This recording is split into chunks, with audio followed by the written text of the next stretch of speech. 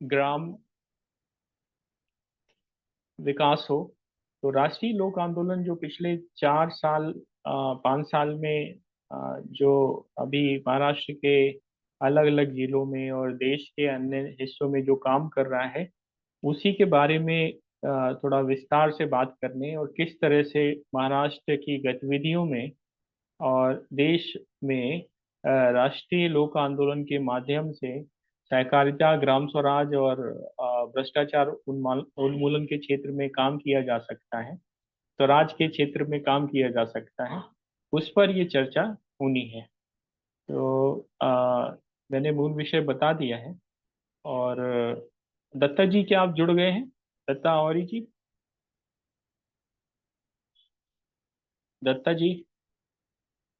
श्री जी, तब तक थोड़ा बहुत अन्ना हजारे का आप एक ब्रीफ इंट्रोडक्शन सभी को दे दीजिए, क्योंकि कई साथी अन्ना हजारे से कभी मिले नहीं, जानते नहीं ज़्यादा। तो थोड़ा सा उनके बारे में बताइए, तब तक मैं उनको एक बार फोन करके स्टेटस लेता हूँ कि क्यों अभी तक जुड़ नहीं पाए, और प्रोफेसर संजय शर्मा का भी पता करता हूँ। श्री जी। थैंक यू अभिषेक। अन्ना जी के बारे में तो पूरी राम कहानी बहुत लंबी है। किस हिस्से को आप लोग सुनना चाहेंगे? उनकी बचपन की कहानी, जवानी की कहानी, बुढ़ापे की कहानी? पब्लिक डिमांड पे मैं शुरू करूं, क्योंकि लंबी कहानी तो फुर्सत से कभी सुनाई जा सकती है। 2-4 मिनट में कोई छोटी कहानी, किसी की फरमाइश, उनके अर्ली लाइफ, मिडिल लाइफ या लेटर लाइफ, कोई भी आप बोल सकता है। आप उनसे कैसे मिले, और अच्छा मिलने के अच्छा बाद अच्छा। अभी तक का कैसा सफर रहा, वो बताइए। ठीक है ठीक है। 1992 में हम लोग अपनी साइलेंस साधना में थे 10 दिन के, और वहां पे अन्ना जी को बुलाया गया था। उससे पहले मैं कुछ नहीं जानता था अन्ना जी के बारे में,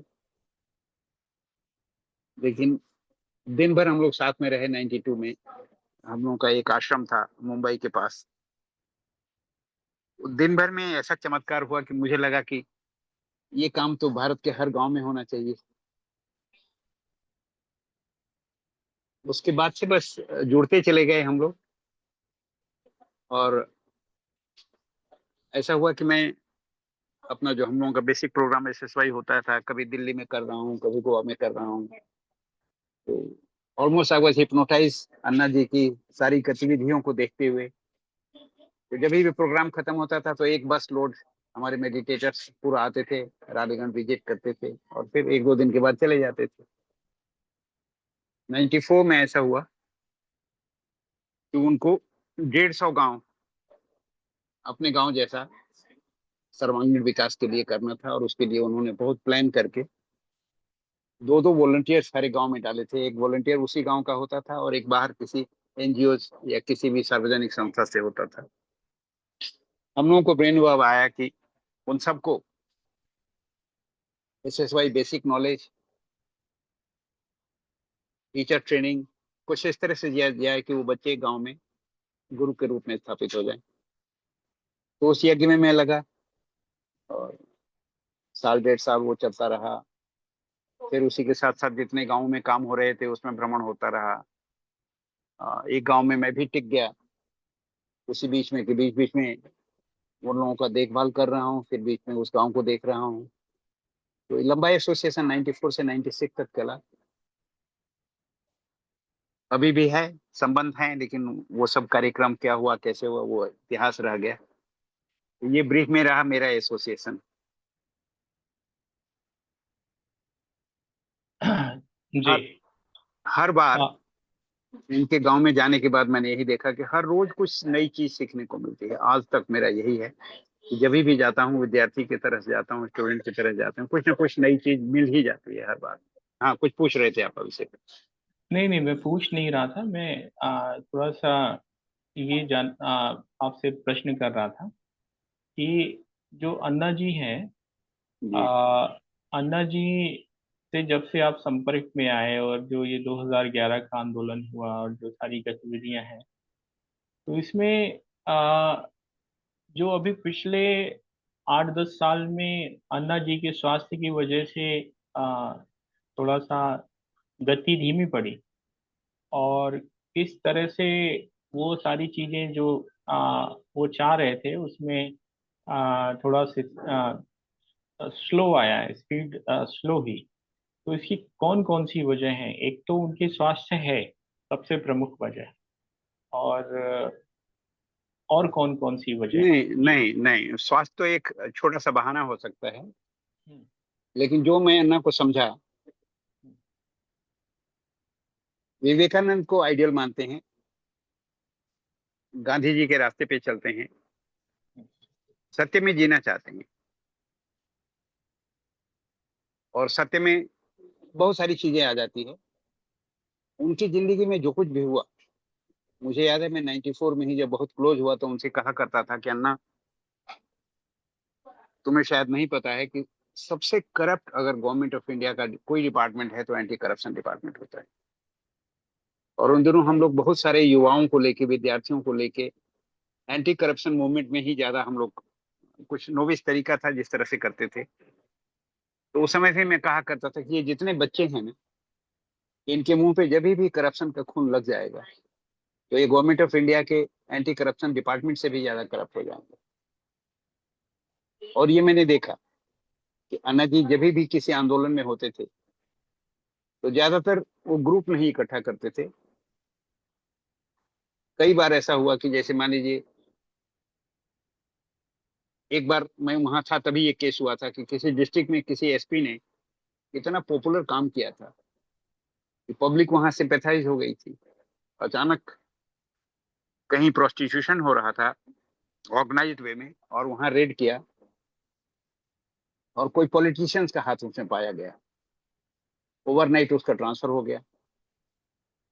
अन्ना हजारे को जब ये पता लगी, पब्लिक वहां की कि ट्रांसफर को कैंसिल कराया जाए, अन्ना ने सिर्फ अनाउंस किया कि मैं आ रहा हूं डिस्ट्रिक्ट हेडक्वार्टर में वहां पे और हंगर स्ट्राइक पे बैठूंगा। बस अभी डेट तय किया है 2 दिन 3 दिन के बाद का, और जाने से एक दिन पहले खबर आ गई कि वो उसका ट्रांसफर रुक गया। मतलब अन्ना को कभी हंगर स्ट्राइक पे बैठने की जरूरत भी नहीं पड़ती थी, इतने पॉपुलर हो गए थे कि सिर्फ कह दिया कि मैं हंगर स्ट्राइक पे बैठ रहा हूँ तो उनकी बात मान ली जाती थी। वो दबदबा था पॉलिटिशियन पे। आपको भी पता है कि 2011 का जो आंदोलन हुआ, मकसद कुछ अलग था, किसी से लड़ना नहीं था, लेकिन हाँ, सबसे अपनी मान्यता करवा देंगे थे। कैसे लोग आए 2011 में, क्या क्या एम्बिशन लेके आए, वो सब कुछ हिस्ट्री है, सबके सामने है। उसके बाद से भी कई बार ऐसा हुआ, अलग अलग किस्म के लोग आए, करीब करीब सबके इंटेंशंस को अन्ना दूर से देख लेते थे। मेरे मेल हैं कई उनके साथ। एक दो बार किसी का नाम लेके मैंने भी लिखा था कि अन्ना, आपकी परख शक्ति की दाद देता हूँ, या तो कोई गलत आदमी आपके पास आता है तो वो टिक नहीं पाता है, अपने आप भाग जाता है क्योंकि उसका स्वार्थ सिद्धि आपसे नहीं होता है, या आप उसको दूध की मुट्ठी की तरह से निकाल देते हैं कुछ दिनों के बाद। तो ये अन्ना की तपस का फल था कि वो पहचान जाते थे कुछ दिनों के बाद। जैसे मुझे याद है जनरल वीके सिंह का नाम लेके मैंने लिख के भेजा था, कैसे आप नहीं पहचान रहे हैं, या कुछ लोगों का, अभी नाम नहीं लेना चाहता हूँ। तो अन्ना की ये तपस जो थी कि अन्ना गलत काम के साथ कहीं खड़े होने के लिए तैयार नहीं है।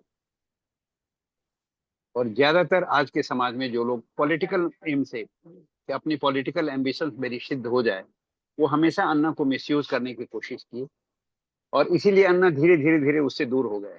आपको शायद ये पता हो, जब जन आंदोलन का शुरू हुआ था तो क्लियरली उन्होंने एक एफिडेविट जैसा बनाया हुआ था जिसमें ये था, कोई भी पॉलिटिकल कनेक्शन नहीं होना चाहिए, अगर किसी का है तो उसको छोड़ के जन आंदोलन का हिस्सा बनो, अदरवाइज अगर पॉलिटिकल काम करना शुरू करो तो जन आंदोलन से बाहर आ जाओ। सबसे एफिडेविट वॉलंटियर से भी भरवाते थे। That is my input so फार। जी, इसमें एक दो बातें और थी। मुझे लग रहा जैसे है हमारी बहन हाँ, राष्ट्रीय आंदोलन समिति से कल्पना या दत्ता कोई भी आ चुके हैं। हाँ, दत्ता जी, राष्ट्र कल्पना जी। आ, कल्पना जी, दत्ता जी, आप अपने राष्ट्रीय को आंदोलन अनम्यूट। समिति से। हाँ, हाँ, राष्ट्रीय राष्ट्रीय आंदोलन आंदोलन समिति। समिति लिखा हुआ है। कल्पना जी, दत्ता जी, दत्ता जी अपने को अनम्यूट करिए, कुछ दिक्कत आ रही हो तो बताइए।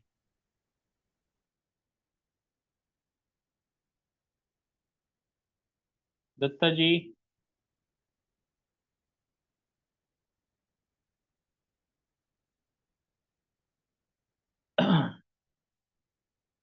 जब कोई पहली बार या दूसरी बार जूम यूज करता है तो वो नॉर्मली थोड़ा सा उतना वो नहीं के पास होता है नंबर है तो। दत्ता दत्ता का? हाँ हाँ, नंबर है, अभी मेरी बात हुई ये, थी 5 मिनट पहले। मैं तो ये फोन राष्ट्रीय करता आंदोलन से दत्ता है या कल्पना जी हैं, ये पता हूँ। करना हाँ पड़ेगा ना पहले।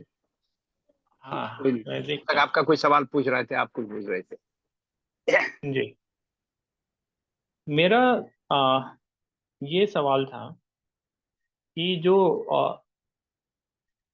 एक मिनट, मैं उनको फोन कर रहा हूँ।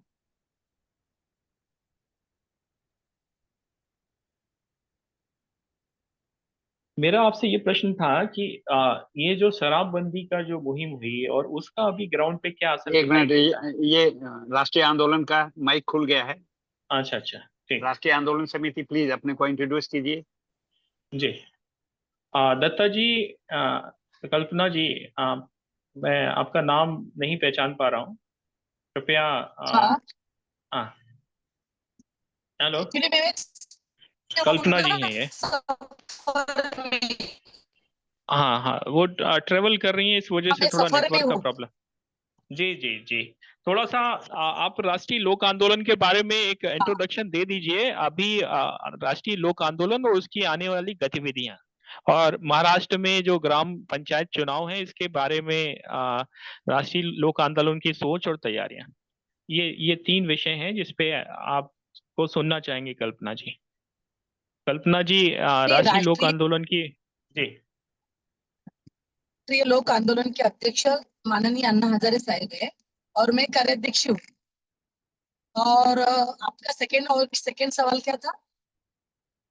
हेलो। राष्ट्रीय लोक आंदोलन की आने वाली समय में क्या गतिविधियां हैं, किन किन कार्यक्रमों को लेकर राष्ट्रीय लोक आंदोलन काम कर रहा है, और अभी ये जो महाराष्ट्र में ग्राम पंचायत के चुनाव होने जा रहे हैं इसको लेकर राष्ट्रीय लोक आंदोलन का क्या मत है, क्या क्या कार्यक्रम बने हैं, क्या सोच रहा है?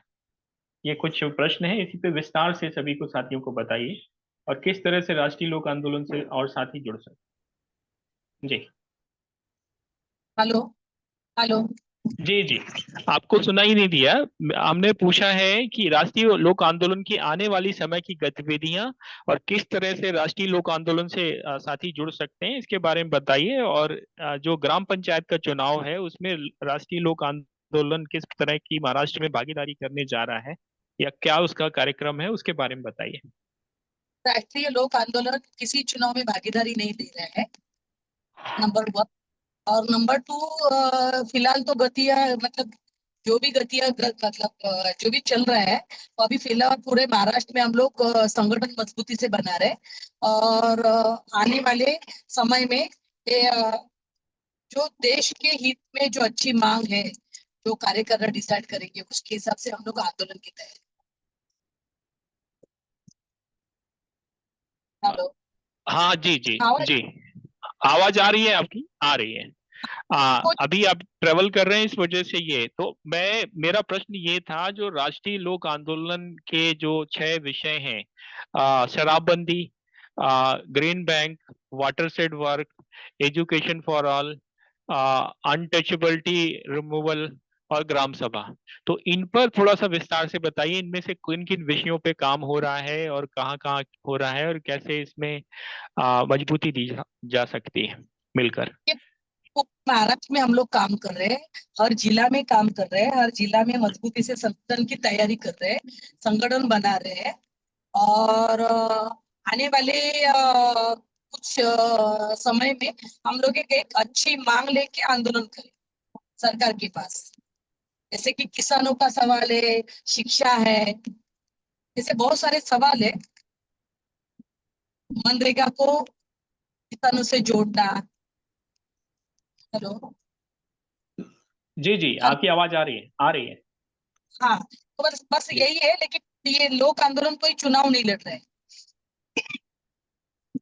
नहीं, चुनाव नहीं लड़ रहा है, लेकिन ग्राम सभा के सशक्तिकरण के लिए क्या कुछ कार्यक्रम तय किए गए हैं? किस तरह से ग्राम सभा, ग्राम स्वराज पे काम करना है, जो हमारा संविधान का आर्टिकल 243 है, और 243 में जो 73वां संशोधन है, उसके आधार पर जब सरकार ने हमको पावर दी है, संविधान ने हमें पावर दी है, और साथ ही साथ 11वीं अनुसूची के जो विषय हैं उन पे जो काम होना चाहिए, जो नहीं हो रहा है, तो इस विषय में क्या कुछ कार्यक्रम बना है जिसको लेकर आगे बढ़ा जा सके?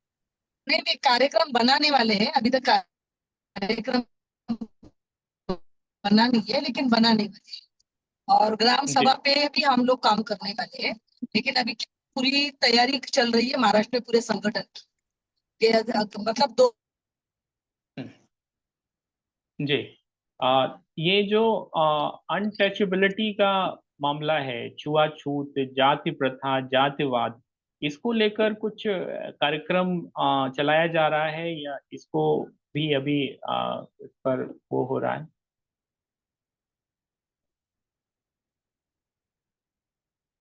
कल्पना जी, हाँ ये जो अनटचेबिलिटी है, जाति पात है, इसके खिलाफ भी कोई अभियान आप राष्ट्रीय आंदोलन, राष्ट्रीय लोक आंदोलन के बैनर के तहत चला रहे हैं?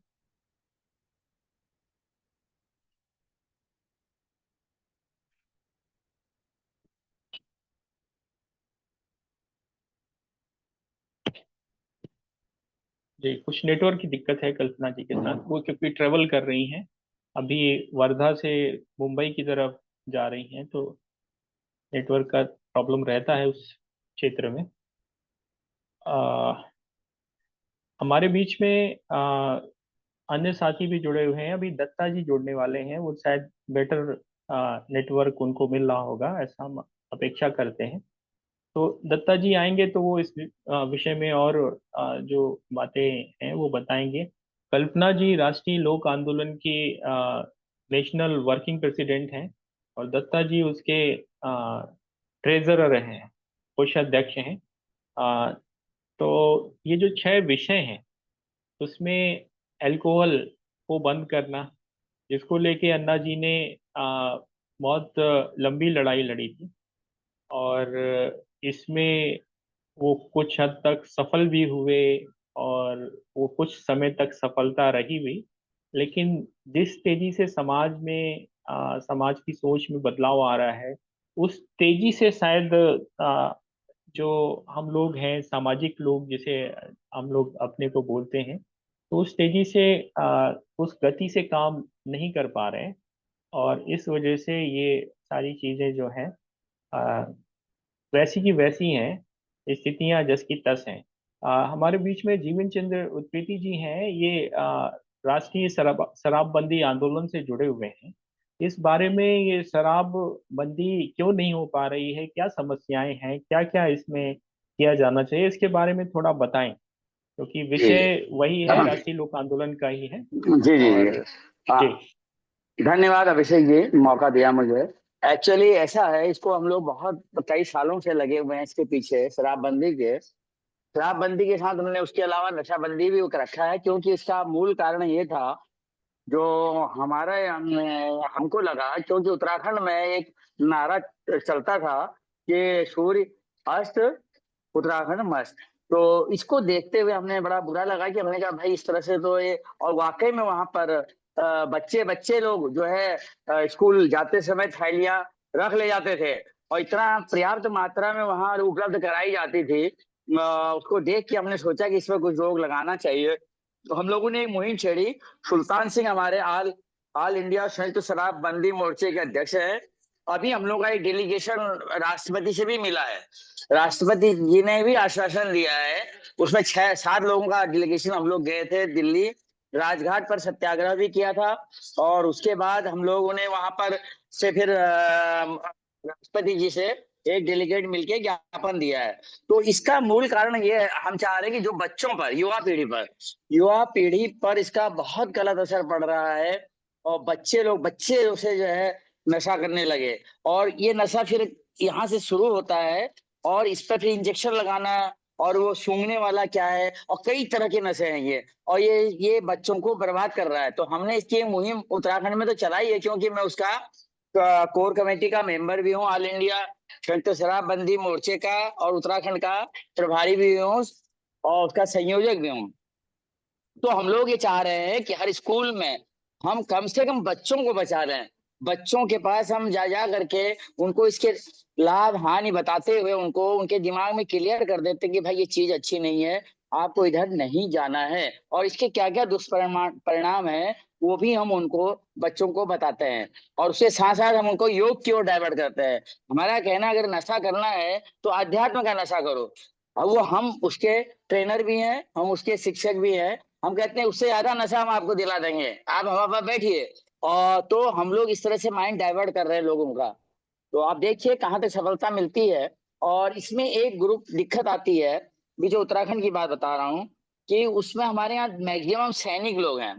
तो जब सैनिक लोगों को जो हाई एल्टीट्यूड पर रहते हैं और वहां पर माइनस टेम्परेचर रहता है, तो उनके लिए एक स्पेशल जो ये एज ए मेडिसिन वर्क हो सकता है। इसको हम नहीं कहते कि, क्योंकि वहां पर वो एज ए मेडिसिन लेते हैं, लेकिन जब मेडिसिन का दुरुपयोग समाज में होने लगे तो इसके पर पाबंदी शासन को जरूर लगाना चाहिए, नंबर एक। नंबर दो, शासन को भी अपनी नीति स्पष्ट करनी होगी। एक तरफ वो कहती है नशाबंदी हो, नशाबंदी के लिए पूरा डिपार्टमेंट बना रखा है, पूरा विभाग बना काम कर रहा है और पूरा पैसा बजट आता है, दूसरी ओर वो शराब का ठेका खोल रहे हैं।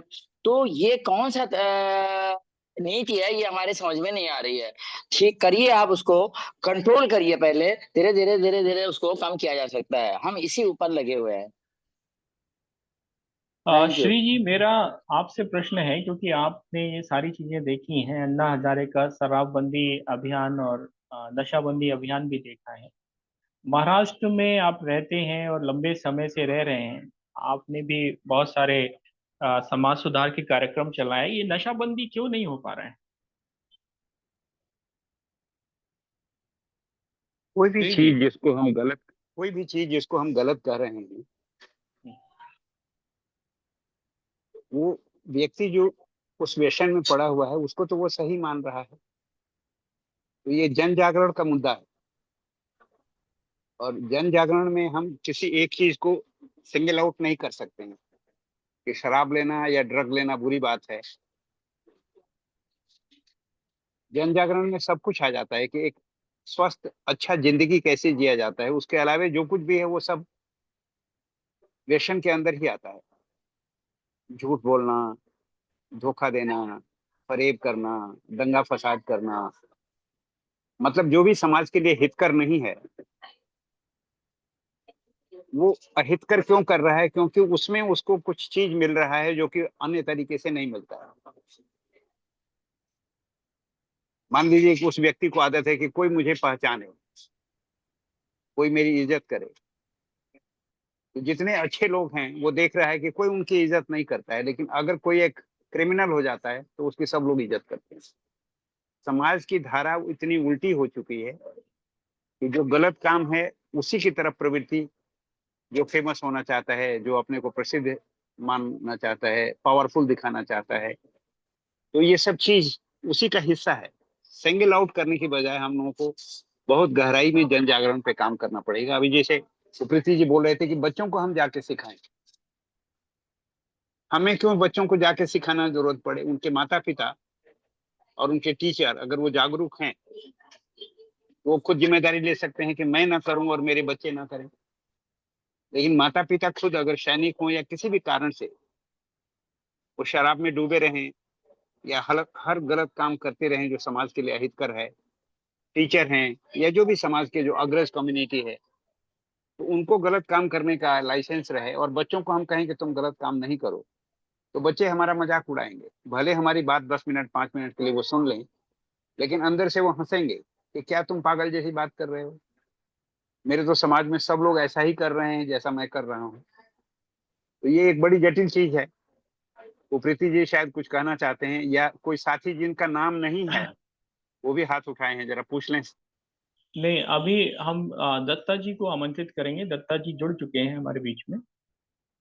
दत्ता जी, ये विषय जो है राष्ट्रीय लोक आंदोलन का है। राष्ट्रीय लोक आंदोलन की आने वाले समय की गतिविधियां, किस तरह से ग्राम स्वराज का कार्यक्रम पूरे महाराष्ट्र में चलाने का आपका कार्यक्रम है, और किस तरह से राष्ट्रीय लोक आंदोलन को एक राष्ट्रीय आंदोलन बनाने का कार्यक्रम है, उसके बारे में थोड़ा विस्तार से बताइए दत्ता जी। दत्ता जी जो है राष्ट्रीय लोक आंदोलन के कोषाध्यक्ष हैं और अन्ना जी के विशेष सहयोगियों में से एक हैं। श्री जी के पुराने परिचित हैं, और मैं भी दत्ता जी को पिछले कई सालों से जानता हूँ। तो आदरणीय दत्ता जी आए और सभी के सामने राष्ट्रीय लोक आंदोलन के विषय में अपनी बात रखें। दत्ता मैं जी। पुराने से ज्यादा कह सकता हूँ कि मेरे बहुत प्रिय अभिन्न मित्र में से हैं। जी। दत्ता स्वागत है जी की दत्ता जी। अनम्यूट करो जरा दत्ता जी, माइक, आवाज नहीं आ रही है। दत्ता जी अपने को अनम्यूट करिए। हाँ। आवाज आपको? हाँ, अब तो महाराष्ट्र में जो अभी ग्राम पंचायत का चुनाव हो रहा है, जिला परिषद और पंचायत समिति का जो है यानी जेडपी का, तो उसमें अभी अन्ना जी का जो संदेश है कि उसमें भ्रष्ट लोग, गुंडा व्यभिचारी, ये जो लोग है वो उस पवित्र क्षेत्र में नहीं जाना चाहिए। जो अच्छे लोग हैं, अच्छे चरित्र वाले, अच्छे विचार वाले, अच्छे संस्कार वाले, और जिनको समय है गांव के लिए योगदान देने के लिए या ब्लॉक के लिए, झेडपी क्षेत्र के लिए, तो उन्होंने वो जो बिन विरोध है अविरोध बोलते हैं। तो ऐसा हमारा प्रयास है। और अन्ना जी का जो चुनाव सुधार के बारे में जो भी आज तक उन्होंने किए हुए प्रसार प्रचार के माध्यम से लोक आंदोलन न्यास की ओर से हम अभी वो चुनाव सुधार की बात शुरू करेंगे। अभी मराठवाड़ा के जो है इधर उस्मानाबाद, यानी उस्मानाबाद है, अभी उसको धाराशिव बोलते हैं, संभाजीनगर, जालना, नांदेड़, बीड, परभनी, हिंगोली। अभी आज ही हम हिंगोली से आए हैं 6-7 बजे के आसपास। तो उधर लोगों में बदलाव करने की, यानी अच्छे अच्छे लोगों को चुनने की जो है वो इच्छा है, लेकिन अभी अच्छे लोग सामने आने के लिए तैयार नहीं होते। इसीलिए उनको परिवर्तन करने के लिए, अन्ना जी का संदेश देने के लिए कि अच्छे लोग हैं वो इस प्रक्रिया में शामिल होना चाहिए। ये और हमारा लोक आंदोलन न्यास है, ये अभी दोनों भी बात हम रख रहे थे। और हमारे साथ हमारे मार्गदर्शक डॉक्टर टावरी साहब भी थे और कल्पना इनामदार जी भी थे। सब लोग ये मार्गदर्शन करते थे। और अभी जो जैसे उन्होंने बताया कि 40% लोग उत्तराखंड में बिन विरोध यानी अविरोध चुन के आए, ऐसा वो अन्ना जी को भी बता रहे थे और इधर लोगों को भी बता रहे थे। तो अच्छा है, वैसे ही हम महाराष्ट्र में भी अभी प्रयास करेंगे। जी। ये जो पूरा मामला है ग्राम स्वराज का, जी जी निर्विरोध चुन के आना, ये उस प्रक्रिया का पहला चरण है। जी ग्राम स्वराज की अगर हम बात करते हैं, तो यहाँ जी पर जो भी निर्विरोध चुन के आए हैं वो जी पूरी अथॉरिटी के साथ, पूरे पावर के साथ काम करें, और गांव को आदर्श गांव बनाएं, जिस तरह से जी अन्ना ने बनाया। जी और जी अन्ना का जो अनुभव है, वो जी अन्ना का अनुभव उनको मिले। तो जी जी ये प्रक्रिया महाराष्ट्र में दसियों हजार ग्राम पंचायत हैं। मुझे जी एग्जैक्ट नंबर नहीं मालूम, लेकिन 10,000 के करीब ग्राम पंचायत है। तो अब जी इतने बड़े क्षेत्र में जब आप लोग काम कर रहे हैं, जी और जन जागरण का काम है, लोगों को, अच्छे लोगों को चिन्हित करने का काम है, जी तो इसमें क्या क्या दिक्कतें आ रही हैं और क्या क्या गतिविधियां हैं जिन पर आप अभी प्रारंभिक चरण में फोकस करने जा रहे हैं, और अभी ये जो चुनाव आने जा रहा है तो इस चुनाव को लेकर क्या तैयारियां हैं, थोड़ा विस्तार से बताइए। आप ही अभी हैं आज के वक्ता। जी। अभी क्या है कि जो जो लोग चुनाव में खड़े यानी आदित्य जी के विचार से प्रेरित होकर खड़े होने वाले हैं, या फिर अभी लोक आंदोलन और से जन जागृति करने के बाद खड़े होने वाले हैं, और जो लोग उस उनको वोटिंग कर रहे हैं, ग्राम पंचायत हो या ब्लॉक हो या फिर जिला परिषद का क्षेत्र हो, तो उस क्षेत्र से जो चुनने वाले लोग हैं उनके लिए जन जागृति हम कर रहे हैं। और उसमें ज्यादा से ज्यादा हम अभी क्या है, इलेक्शन जो लोग हैं वो दारू की बोतल और 500 की नोट, इसमें अन्ना जी कहते हैं कि ये लोग बिक जाते हैं।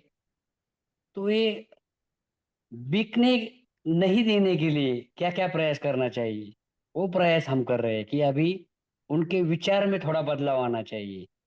क्योंकि ये 5 साल, ये जो वोट देने वाले ये 5 साल के लिए है, तो वो वोट अमूल्य है, इसका कोई मूल्य नहीं होता है, ये मूल्यवान मूल्यवान है। तो 500 रुपये में या जो भी है तो वैसे, या बोतल के लिए, क्योंकि अभी क्या है, अन्ना जी ने शुरुआत की थी शराब नशाबंदी, यानी ये शराबबंदी जो किया, तो वो गांव में किया, तो रालेगंज सिद्धि में भी शुरुआत में उस समय विरोध हुआ था। ये तो अभी चुनाव है, इसमें हम दारूबंदी करने के लिए भी कलेक्टर के पास वो दिया है लोक आंदोलन ओर से, हर जिले में, यानी वो कमिश्नर को भी दिया है, मुख्यमंत्री जी को भी दिया है। और उसमें थोड़ा सा बदलाव आने के लिए, अगर ये हम बोलते हैं ना, दारू पिया तो झगड़े भी होते हैं, पुलिस स्टेशन में जाते हैं, इधर इलेक्शन है, यानी सब गुंडागर्दी होती है, फिर ये दारू से ही होती है। इलेक्शन एक और रहता है, और फिर जो हमारे जैसे है छोटे बड़े, जो छोटे बड़े जो कार्यकर्ता है, तो ये कार्यकर्ताओं को भी थोड़ा लिमिटेशन है ना, तो हम 1 जिला 2 जिला 8 जिला इधर जा सकते हैं।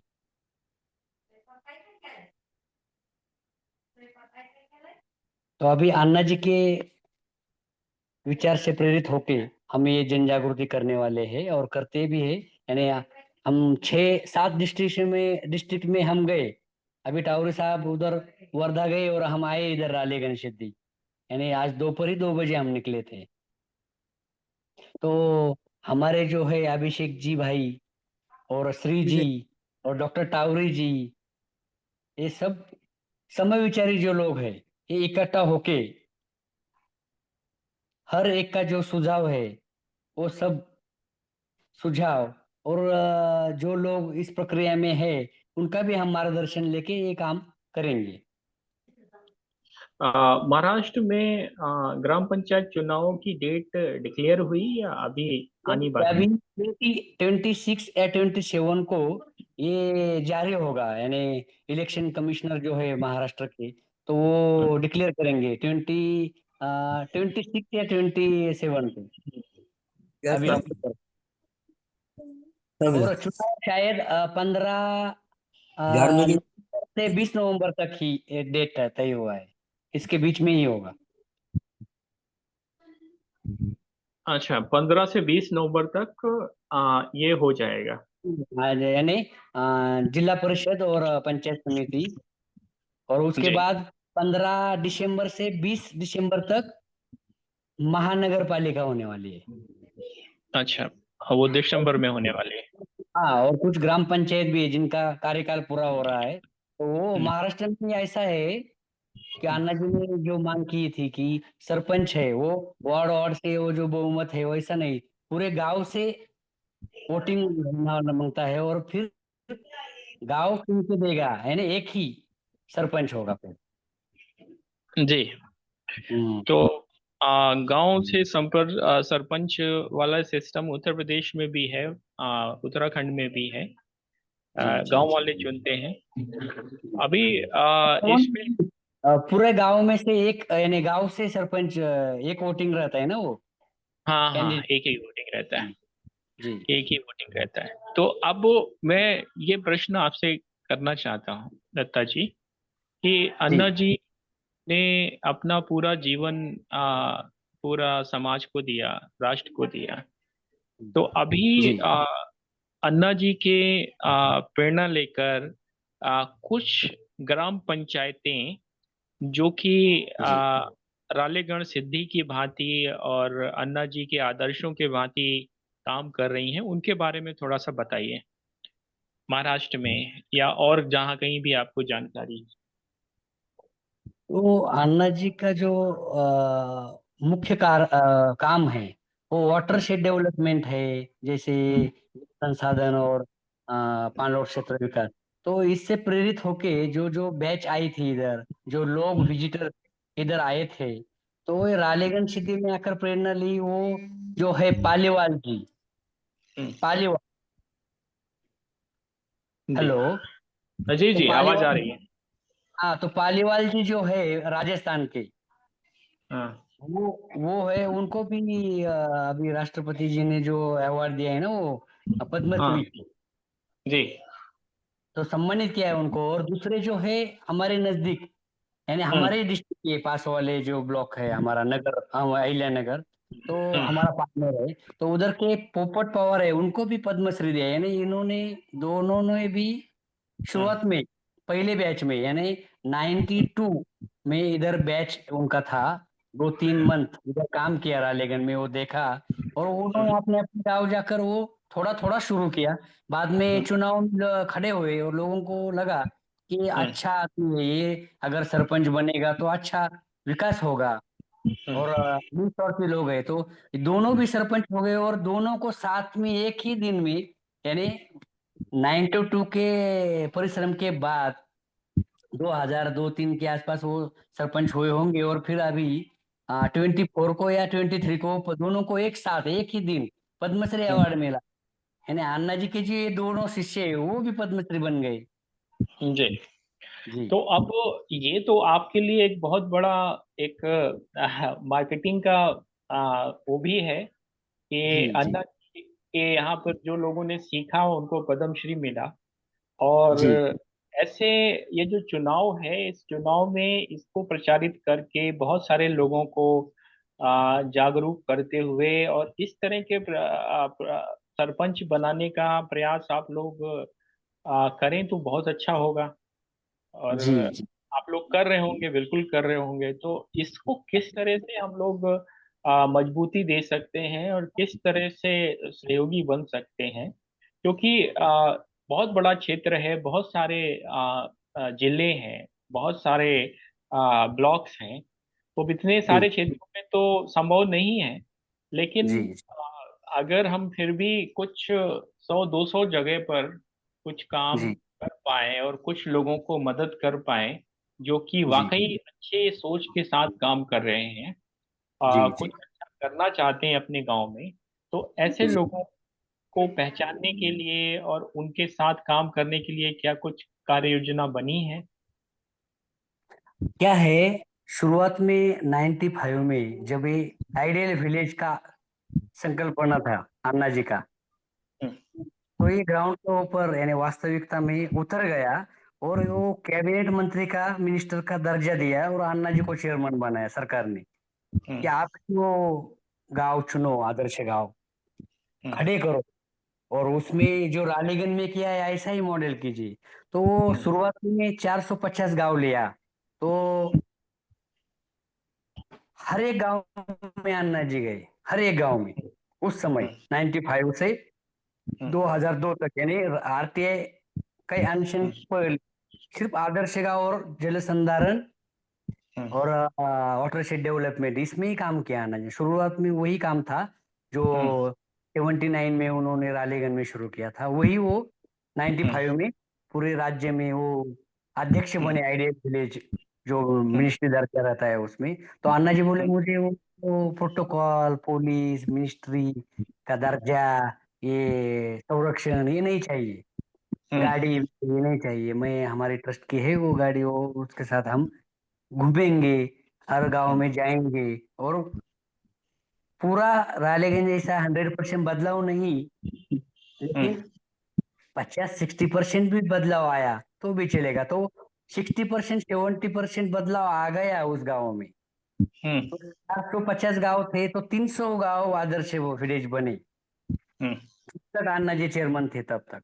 फिर बाद में क्या हुआ, जो वाटर से डेवलपमेंट के मिनिस्टर है वो ही चेयरमैन बने, फिर वो और बने हैं। अन्ना जी ने रिजाइन दिया। अन्ना जी बोले 300 ही क्यों हुए और गांव क्यों नहीं हुए हैं?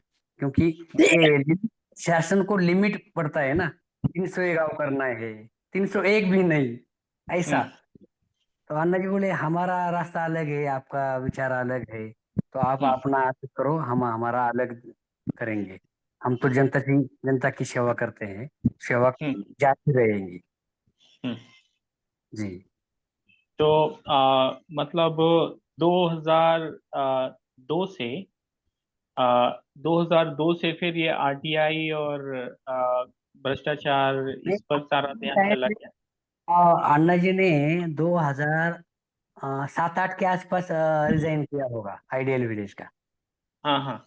7-8 में। तब तक वो बाहर से देख रहे थे कुछ ना कुछ, मीटिंग में जाते थे, गाँव में जाते थे, लेकिन फिर उम्र के हिसाब से कुछ ना कुछ, तो फिर लिमिटेशन आ गया अन्ना जी को भी सफर करना। और सरकार का जो था, एक मन नहीं था कि पूरे लोग होशियार बन जाए, पूरे ग्राम सभा में ज्यादा अधिकार का लोगों को चर्चा और अधिकार मिल जाना। ये लोगों को जगाने के लिए यानी जन जागृति और लोक शिक्षण, बदलाव आना चाहिए ऐसा शासन को नहीं लगता था, यानी सरकार को।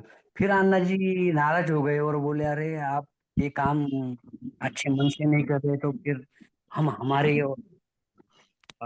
जो मंजिल है उस ओर चलेंगे, और आपका रास्ता अलग है, हमारा रास्ता अलग है, हम गांधीवादी है, अहिंसात्मक है, आप पॉलिटिक्स है, आप उस हिसाब से करो, हम अलग है, हम आम आदमी है, उस हिसाब से करेंगे सामान्य आदमी की ओर से। ऐसा उन्होंने तब भी सोचा था। फिर बाद में फिर दफ्तर दिरंगा, यानी जो है ना, एक दफ्तर में कागज है एक टेबल से दूसरे टेबल तक, वो कानून लाया उन्होंने। उसके बाद ग्राम सभाओं को मजबूतीकरण, ज्यादा अधिकार।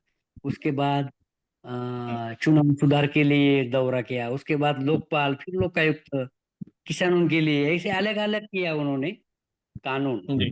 नशाबंदी का भी यानी दारूबंदी का भी किया था। यानी अभी की क्या स्थिति? हर साल यानी 1 साल या 2 साल में अलग कानून, अलग विषय लेके अन्ना जी लड़ रहे थे।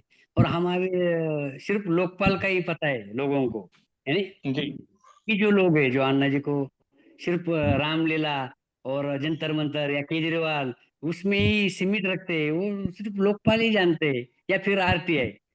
इसके जी ये छोड़ के भी अन्ना जी का काम है। जी। जी जी। तो अभी वर्तमान में जो ये 300 ग्राम आदर्श बने थे, उनकी जी क्या जी। स्थिति? वो है जैसे रालीगंज ऐसी है, हम्म वो ग्राम सभा, जो लोग, सरपंच ने क्या काम किया, कहाँ कहाँ पैसा खर्चा किया, ये बोलने की भी हिम्मत नहीं थी पहले पहले अन्ना जी जाने के पहले, उस गांव में जी। जाने के पहले।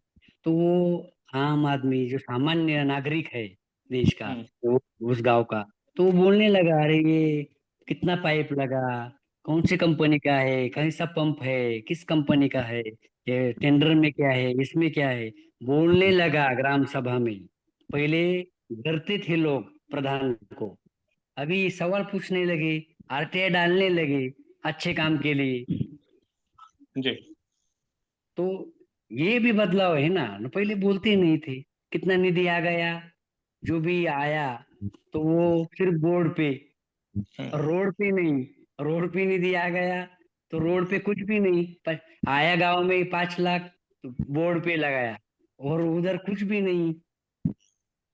हम्म ऐसा भी है ना, ऐसा क्या है, 2005 में जो आरटीआई आया, फिर उसके बाद अन्ना जी ने 2006 में जो एग्रीकल्चर का जो डिपार्टमेंट है, तो वो कुछ लोगों की शिकायत आने लगी कि जो ऑफिसर्स लोग हैं उन्होंने सिर्फ कागज पे गैबिन बंदरा किया है, या वाटर शेड का जो डैम है वो किया है 20 लाख 50 लाख या 1 करोड़ जैसा भी है एस्टिमेट वैसा।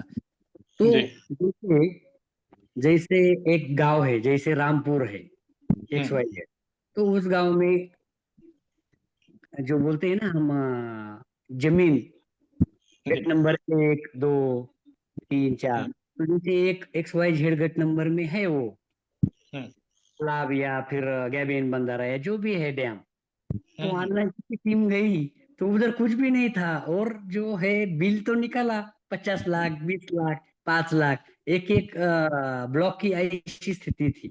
तो शुरुआत में हमारा अहमदनगर है यानी अभी अहिल्या नगर बोलते हैं, तो इस डिस्ट्रिक्ट में जांच की तो समझ में आया, तो एक ही डिस्ट्रिक्ट में करोड़ों का भ्रष्टाचार है। फिर अन्ना जी ने अनशन का इशारा दिया, फिर उधर एग्रीकल्चर मिनिस्टर उस समय के आए, फिर वो ऑफिसर 450 ऑफिसर घर गए पूरे महाराष्ट्र से उस समय, जी।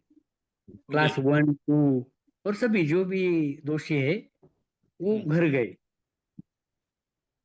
लेकिन जी। कहने का ऐसा है कि तब पता नहीं चलता था कि दफ्तर में रहता था, यानी हम्म, आरटीआई कानून आने से पहले ये सिर्फ यानी 5 में मिला लेकिन लोगों को पता नहीं था, और ये 5 के एंडिंग में और 6 में टीम गई, लेकिन कानून एक्टिव नहीं हुआ था ना, इन लोगों को समझ कम थी। फिर अन्ना जी ने जो सूचना का अधिकार का प्रसार प्रचार करने के लिए टूर किया राज्य अलग अलग क्षेत्र का, यानी जिला वाइज। फिर लोग जागरूक हो गए और फिर गांव में उनको लगा कि पानी के लिए बिजली के लिए अलग अलग निधि आ रहा है, बोलने लगे, ये भी जन जागृति हुई तो बहुत हुआ। अन्ना जी बोलते ये भ्रष्टाचार 100% कम नहीं होगा, ये हमें भी पता है, लेकिन 80% तो 90% तो कम होगा ना। हम्म, कम हुआ होगा यानी हुआ, उस समय की बात मैं बोल रहा हूँ। जी। ये भी है, ये वास्तव है। फिर उसके बाद कोऑपरेटिव सेक्टर जो है, तो हम्म, वो अभी का जो है हम्म, वो रकम यानी रुपीज के हिसाब से बोले तो लाख करोड़ के आसपास होगा शायद, हाँ यानी आसपास होगा। तो वो 2006 में 6 नहीं 7 में अन्ना जी ने पत्र व्यवहार किया था, यानी लेटर लिखा इधर सीएम को, तत्कालीन सीएम जो थे उनको, हम्म, और cooperative commissioner cooperative secretary principal secretary सबको लेटर लिखा, और हम्म, फिर थोड़ा सा राह भी देखा, फिर जन जागृति किया, पर्चा बांटा कि कोऑपरेटिव सेक्टर में शुगर मिल में सब भ्रष्टाचार है, लोगों को इधर यानी मम्मी भी था उसमें, तो लोगों की इतनी शिकायतें आने लगी कि हर दिन में एक बोरी लेके आता हम्म, था पोस्ट, हर दिन में एक बोरी कि हमारा, मैं इसमें था, मैं शिक्षक था, मैं बैंक में था, तो हमारा रिटायरमेंट का पैसा सभी कोऑपरेटिव पतपेढ़ी पत संस्था बोलते हैं महाराष्ट्र में, उसमें डाला, कोऑपरेटिव बैंक में डाला, अभी वो डूब गया, तो हमारा पैसा कुछ भी नहीं, उधर ताला है। तो फिर ये 2006 7 फिर 8 में अन्ना जी ने इशारा दिया, तो 2009 को अनशन पे बैठने वाले थे, उसके पहले ही 6 सेक्रेटरी आ गए अलग अलग क्षेत्र के, जैसे प्लानिंग के है, फाइनेंस के है, कोऑपरेटिव के है, अलग अलग आ गए 6, और एक कमिश्नर। तो फिर उनकी एक कमेटी बिठाई, और 800 या 900 करोड़ के आसपास उन्होंने क्या किया, एक निधि, रिजर्व निधि, जो राखीव निधि बोलते हैं, वो हेड के नीचे अन्ना जी को आश्वासित किया कि हम देंगे। लेकिन ये क्या किया उन्होंने, जैसे अभिषेक जी का जैसे 1 लाख रुपए है XYZ बैंक में या पतपेढ़ी में, तो उनको कितना देना है, 5% या 10%, तो यानी 5,000 या 10,000, मेरा है 50,000 तो मुझे 2,500, ऐसा यानी परसेंटेज के ऊपर दिया। मुझे ऐसा कहना है कि उस समय शायद जैसे 30,000 या 50,000 करोड़ के आसपास होगा, आज 1 लाख या 2 2 लाख के आसपास भी होगा, डूबी यानी जो बोलते हैं ना डूब गया पूरा टोटल। तो उसमें से तब 900 करोड़ मिल गया, लेकिन वो 2009 में मिल गया, आज 25 चालू है। अन्ना जी ने उस समय सब किया, वो गैप बहुत है ना, अभी कोई बोलता भी नहीं कोऑपरेटिव के ऊपर, और सब डायरेक्टरों ने अपना घर भर दिया, चेयरमैन ने घर भर दिया, और ताला लगाया ऑफिस को, कोऑपरेटिव सेक्टर को। ऐसा है, हर हर कोऑपरेटिव बदनाम नहीं है, लेकिन कुछ कुछ लोग जो बदनाम है वो इस सेक्टर में घुस गए। उस समय की बात कर रहा हूँ मैं, 2007, 8 और 9,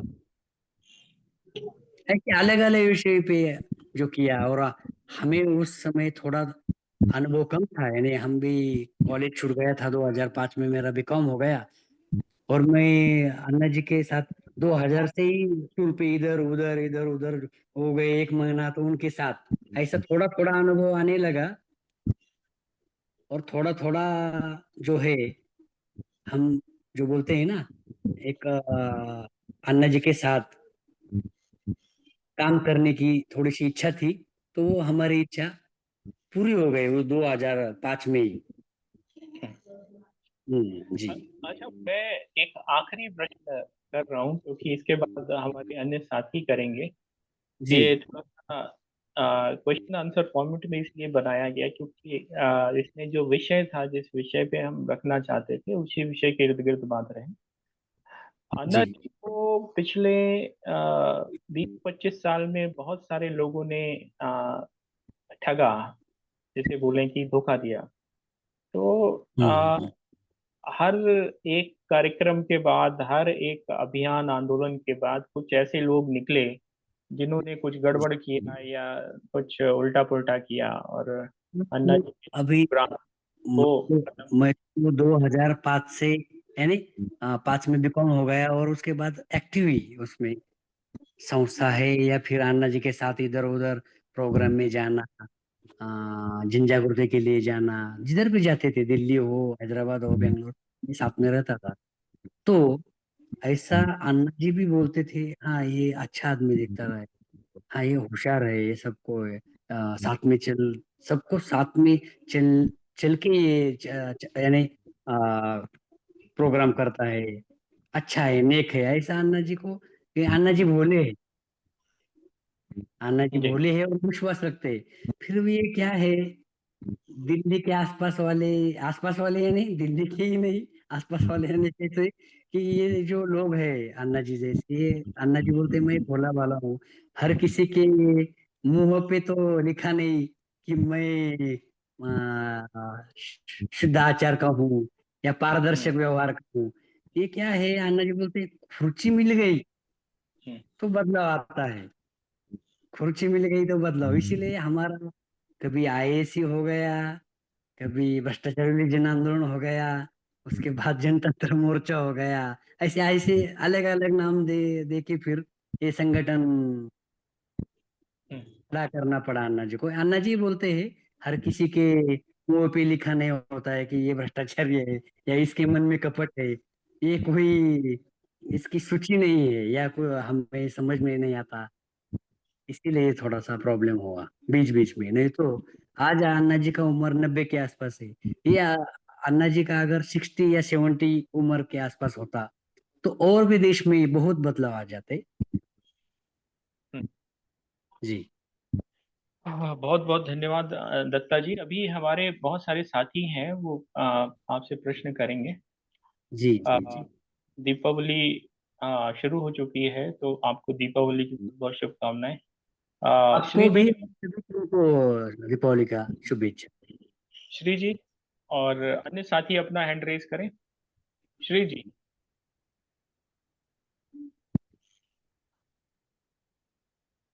आदरणीय श्री जी, श्री रॉय जी। हाँ, किसी साथी ने हैंड रेज किया है, देवदत्त गंगवार जी। जी। जी, सभी को मेरा प्रणाम। मैं प्रणाम श्रीमान दत्ता जी से एक निवेदन करना चाह रहा था कि जैसे आप महाराष्ट्र में काम कर रहे हैं, तो क्या हमारे उत्तर प्रदेश में, मैं बरेली जिले का रहने वाला हूँ, देवदत्त गंगवार नाम है। जी। तो मैं जी। चाह रहा था कि ये जो ग्राम स्वराज की बात चल रही है, अपने आदर्श ग्राम बनाने की, तो मैं अपने गांव पे काम कर रहा हूँ। मैं प्रयास कर रहा हूँ कि मेरे गांव में ऐसा एक आदर्श गांव बन जाए जो कि नशा जी। मुक्त हो जाए और बहुत अच्छा सा गांव बन जाए, जो जी। रालेगढ़ सिद्धि जैसा गांव है अन्ना हजारे जी का। वही जी जैसा मैं मॉडल देखना चाह रहा हूँ अपने गांव के लिए, तो क्या मेरी आप लोग क्या मदद कर सकेंगे, कैसे करके मदद करेंगे, ये मैं जानना चाह रहा था आपसे। आपने रालेगन देखा है? रालेगन अन्ना जी का गांव? देखा नहीं है, हमने सुना है। अच्छा, सुना है, सुना है। तो क्या है, जी जैसे अन्ना जी ने गांव शुरुआत में शुरू किया था, तो शुरू में अन्ना जी ने नशाबंदी यानी जी दारूबंदी का विषय लिया था। तो अन्ना जी को उस समय के प्रधान, जी उस समय के ग्राम पंचायत के सदस्य सभी ने विरोध किया। अरे ये पागल आदमी है, जी मिलिट्री में था, जी अभी रिटायर हो गया और जी क्या गांव बदलने के लिए कोशिश कर रहा है। ये फिर उनके घर से भी उनको विरोध था। जी वो घर से पहले मंदिर में रहने लगे, फिर उसके बाद उन्होंने वो दारूबंदी का जी थोड़ा सा पीछे ले लिया, और ये जी गांव जो बोलते हैं वो स्वच्छता अभियान की ओर, और जो उनके जिनके पास खेती है लेकिन पानी नहीं, ऐसे जी थोड़ा सा वाटर शेड के थोड़े छोटे छोटे छोटे प्रोजेक्ट जो है वो श्रमदान से शुरू किया उन्होंने, क्योंकि अन्ना जी के पास भी मिलिट्री का पेंशन था, जी ज्यादा नहीं था, थोड़ा आता था। तो जी वो 2-2 मंथ का एक एक टाइम, एक एक समय वो उधर खर्चा करते थे। कुछ मंदिर का जो है वो अच्छा नया बनाने के लिए, यानी अलग अलग उसका कलर या थोड़ा थोड़ा सा अलग, जो यूनिटी मैरिज है सामुदायिक 16, यानी अलग अलग विषयों पर वो खर्चा कर रहे थे तभी भी, तब से आज तक भी करते हैं। लेकिन आज क्या है, ट्रस्ट है, उस समय ट्रस्ट नहीं था, और उस समय अन्ना जी के शब्दों को वजन नहीं था। फिर क्या, स्वच्छता शुरू किया, फिर लोगों को ही लज्जा उत्पन्न हो गई कि अरे ये मिलिट्री से आ गए हैं और ये सब ग्राम स्वच्छता अभियान कर रहे हैं हमारे, इधर इतना कचरा या लोग सब ये करते हैं ना, तो वो स्वच्छता करते हैं, तो लोगों को ही लज्जा उत्पन्न हो गई। और लोग अपने आप 1 या 2 तारीख को श्रमदान करने लगे अन्ना जी के साथ। फिर अन्ना जी का जो शब्द है वो नीचे पड़ने ही नहीं दिया लोगों ने। अन्ना जी बोले ये तो ये, अन्ना जी बोले ये तो वही, अन्ना जी बोले ना तो नहीं, ऐसा ऐसा शुरू हो गया। और उस समय से किशन बाबूराव हजारे जी के अन्ना बन गए सब, यानी अन्ना अन्ना अन्ना, ये हमारे अन्ना, बड़े छोटे से लेकर सबके अन्ना हो गए। लेकिन शुरुआत में उनको भी विरोध हो गया, फिर बाद में उन्होंने दारूबंदी, अलग अलग अलग अलग ऐसा जो है पंचसूत्री आदर्श गांव की, कुल्हाड़ बंदी, चराई बंदी, नशाबंदी और श्रमदान, ऐसे पंचसूत्र से वो अदर आइडियल विलेज शुरू किया। तो हमें क्या करना चाहिए इसके बारे में, कोई ऐसा देवदत्त जी, निर्देश? जी वैसे देवदत्त ही जी, आप, अन्ना जी जी ने शुरू देवदत्त किया, जी, जी जी वैसे आप वैसे ही शुरू किया। हाँ, देवदत्त जी, लेकिन आप सुबह टेलीफोन कीजिए कभी फोन वो से, प्रोग्राम मैं मत और दत्ता कीजिए, जी। लेकिन आप हेलो। जो ठीक ठीक ठीक दारूबंदी ठीक। करने इनका जाएंगे। नंबर नंबर में चैट बॉक्स में डाल दीजिएगा, मैं इनसे बात करूंगा। ठीक है। जी जी। देवदत्त जी, मैं एक बात बोलूंगा। आ, अभी दिसंबर में एक 2 दिन का ट्रेनिंग प्रोग्राम अन्ना जी के यहाँ करने का प्लान हो रहा है। फोन पे ये बातें समझ नहीं आती हैं। जी आप चलिए वहाँ पर चल के देखिए, दिसंबर में हम लोग शेड्यूल करेंगे जी और चलिए वहाँ पे। ठीक। तो वो जो चीजें आप देखेंगे समझेंगे ना, तो वो जी चीज को आ, कारगर होंगी, काम आएंगी।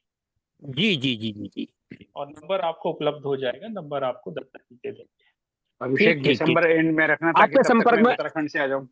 जी संपर्क जी। में रहेंगे आप, जो तारीख हो उससे 1 हफ्ता पहले हमें तारीख निश्चित करा दीजिएगा कि कौन सी तारीख में 15 दिन कार्यक्रम है। पहले, 15 दिन पहले, हाँ एक हफ्ते नहीं, हाँ 15 दिन पहले अनाउंस हो हाँ, जाएगा। ठीक ठीक, बहुत बहुत आगे बढ़िया। की मीटिंग को आप चलाइए, मैं ठीक ठीक, सुनूंगा। बहुत बढ़िया। मैं अपने गांव में, मैं अपने गांव को एक आदर्श गांव बनाना चाह रहा हूँ। मैं काफी जी प्रयास जी। कर रहा हूँ नशा आप मुक्ति के सभी लिए, तो आप सभी लोग साथ हैं। ठीक। जी जी ठीक। जी। Thank you. श्री जी, आप आगे संचालित करिए, अभी हमारे पास 15 मिनट है। मैं साइलेंट। कोई और साथी कोई सवाल पूछना चाहते हैं दत्ता भाई से? सबा खान, शशांक जी, मदन लाल, कोई भी साथी? हाथ खड़े कर सकते हैं। अभी मुझे जरूरत है तो बंद कर दूं। थोड़ी आवाज आ रही है मेरी। थोड़ी देर के लिए। हेलो, कोई साथी? उत्पत्ति जी, आपने हैंड रेज किया था। ब्रिगेडियर राजाराम जी, ब्रिगेडियर राजाराम जी का हाथ देख लिया मैंने। Brigadier Rajaram Yadav sir. धन्यवाद सर, बड़ा अच्छा इन्होंने बताया। हम भी अन्ना हजारे जी से डायरेक्ट तो नहीं, इनडायरेक्ट जुड़े हैं। एक तो सामाजिक की तरफ से, दूसरा मिलिट्री में उन्होंने काफी दिन काम किया है। और सामाजिक तो थे ही, और दिल्ली में जहां जहां बैठते थे कभी कभी हम लोग भी आ जाते थे उनसे। तो क्वेश्चन तो मैं नहीं पूछूंगा, पर थोड़ा सा बेसिक मैं ये चाह रहा था कि भ्रष्टाचार जो है और उसके लिए आंदोलन करना, हमारा ये जो अभिषेक जी का है, ये भी शायद इस तरफ भी एक स्टेप हो सकता है। तो हम उनसे क्या सीख लेके और कहाँ तक पहुंचे और क्या कमी रह गई, इसके बारे में थोड़ा सा इनसे ज्ञान लेने की कोशिश करेंगे। उससे पहले मैं जो समझता हूँ, भ्रष्टाचार भ्रष्टाचार अब सब जानते हैं, आंदोलन भी अब सब जानते हैं। भ्रष्टाचार राजनीतिक भी हो सकता है, शायद भ्रष्टाचार प्रशासनिक भी हो सकता है। भ्रष्टाचार हमारे देश में तो ज्यादा इम्पोर्टेंट सामाजिक है। कहीं किसानों की प्रॉब्लम है, कहीं आदिवासियों की प्रॉब्लम है, कहीं सामाजिक कुरीतियां हैं। और आर्थिक, जिसकी ये भ्रष्टाचार की मेन बात हो रही है, वो आर्थिक है। तो कारण भी हो सकता है कि इसमें अभाव की कमी है, लालच आ जाता है कर्मचारियों में या किसी भी राजनेता में, और अनुचित व्यवस्था है, ऐसा मुझे लगता है। उद्देश्य आंदोलन करने का उद्देश्य तो यही है कि भ्रष्टाचार का उन्मूलन हो, जवाबदेही फिक्स हो और सामाजिक परिवर्तन की तरफ बढ़े। आंदोलन के इसके तरीके, आंदोलन के जो अन्ना जी ने अपनाए, वो शांतिप्रिय प्रदर्शन था, जागरूकता बढ़ाने की कोशिश की, नीति निर्माण पे उन्होंने कहा कि भाई ये करप्शन और ये जो ऐसा बनना चाहिए या आरटीआई का आना चाहिए। लेकिन इसमें मेन भूमिका रही मीडिया की, सामाजिक मीडिया। सामाजिक मीडिया में कभी इस तरफ कभी उस तरफ गए, और भ्रष्टाचार में कमी की कोशिश उनका मेन था। तो लेकिन इस तरह के काम में, क्योंकि हम लोग उस तरफ बढ़ने की इनसे शिक्षा लेंगे, तो चुनौतियां भी बहुत है, प्रतिरोध होता है। पहले तो एकता की कमी है, और जो संसाधन और व्यक्ति, मेरे ख्याल से व्यक्ति सबसे इम्पोर्टेंट है या संगठन सबसे इम्पोर्टेंट है, और आर्थिक की भी जरूरत है इधर उधर से जाने की लोगों को। तो इस हिसाब से हम ये कह रहे हैं कि आज क्या पोजीशन है, जो जो काम उसमें किया उन्होंने बता दिया है ज्यादा डिटेल में। लेकिन हम इसमें कैसे बढ़ें, एज ए हमारा जो ये जन अभियान है, इसमें ग्राम सभा के लिए हम, इन्होंने 300 गांव कर दिए, 400 गांव कर दिए, तो हम देश भर में हर एक राज्य में 5-10 गांव को उस तरफ ले जाएं। तो इनमें इनकी एडवाइस क्या हो सकती है, यही मैंने कहना था। धन्यवाद। दत्ता बोले इससे पहले मैं दो शब्द कह दूं सर? बोलिए हेलो, बोलिए। थोड़ी देर पहले मैं बात कर रहा था अन्ना जी के बारे में। अन्ना जी एक तपस्वी व्यक्ति है। जो भी पालीवाल का नाम लिया या पोपटराव पवार का नाम लिया, अन्ना जी की बराबरी तो नहीं कर सकते, लेकिन कहीं उनके अंदर भी तपस्या की भावना है। कोई भी व्यक्ति जो तपस्वी हो, सेल्फलेस तरीके से अपने गांव के लिए काम करना चाहता है, काम आसान हो जाएगा। लेकिन उन तपस्याओं को पहले खड़ा करना है। अगर उसकी कथनी और करनी में एक नहीं रहेगा, तो कितना भी बड़ा ड्रामेबाज हो, काम बहुत सफल नहीं हो पाएगा। ये मेरा व्यक्तिगत अनुभव है ब्रिगेडियर साहब। Thank you.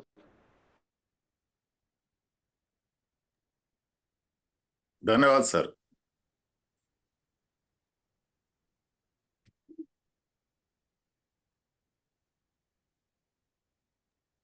और कोई सवाल दत्ता कुछ बोलना चाहेंगे इस बारे में जो ब्रिगेडियर साहब ने बोला? दत्ता भाई। नहीं अभी आपने सही बोला है सभी।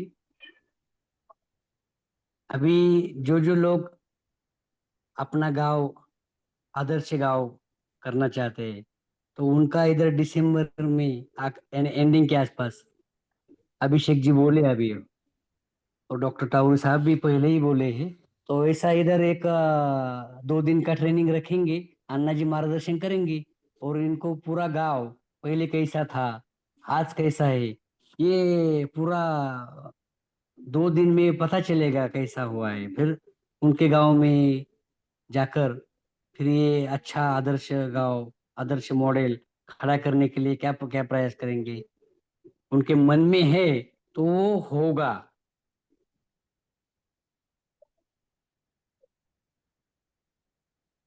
बहुत सुंदर, बहुत सुंदर। ये विश्वास ही जी पहले उस विश्वास से शुरू करना है जी कि मैं 100% दूंगा और ये काम होगा। जी जी जी। कोई और और साथी? शुरू में विरोध होगा, दारूबंदी को लेके शुरुआत नहीं करनी है, श्रमदान की ओर जाना है पहले शुरुआत। बिल्कुल हाँ बिल्कुल। नहीं ये लोग जाएंगे अपने अपने गांव और दारूबंदी करेंगे तो अन्ना जी बोले रालेगंज में भी वैसा ही हुआ था, सब दारू वाले एक इकट्ठा हो गए बेचने वाले भी और पीने वाले भी। उस समय की बात मैं बोल रहा हूँ, उनको अन्ना जी ने शुरुआत, बिल्कुल फिर वो घर से भी विरोध और गांव से भी विरोध ऐसा हो गया था। इसलिए श्रमदान जो है और ग्राम स्वच्छता अभियान ये प्रोग्राम लेके शुरुआत करनी है। अन्ना जी को आपको बताएंगे रालीगंज सिद्धि में आने के बाद, यानी जो जो लोगों को अच्छा गांव बनाना है उनको सब इधर ट्रेनिंग देंगे 2 दिन का। थैंक यू दत्ता भाई। कोई और साथी? आखिरी सवाल एक दो। उप्रीति जी आप कुछ पूछना चाहते थे? जीवन चंद्र उप्रीति जी। एक्चुअली मैं मार्केट में हूँ ना, तो मैं कोई कुछ नहीं, मैं nothing sir, thank you. Thank you, thank you. कोई और साथी?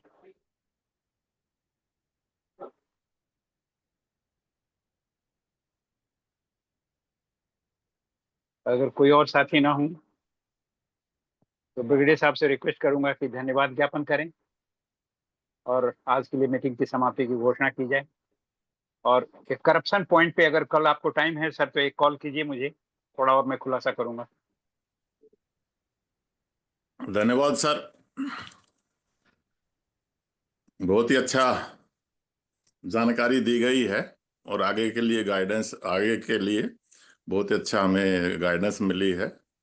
और ये जो इन्होंने बताया है कि उतने दिन की ट्रेनिंग लेके आपने ऑलरेडी शायद हमारे ग्रुप वालों ने प्लान की हुई है,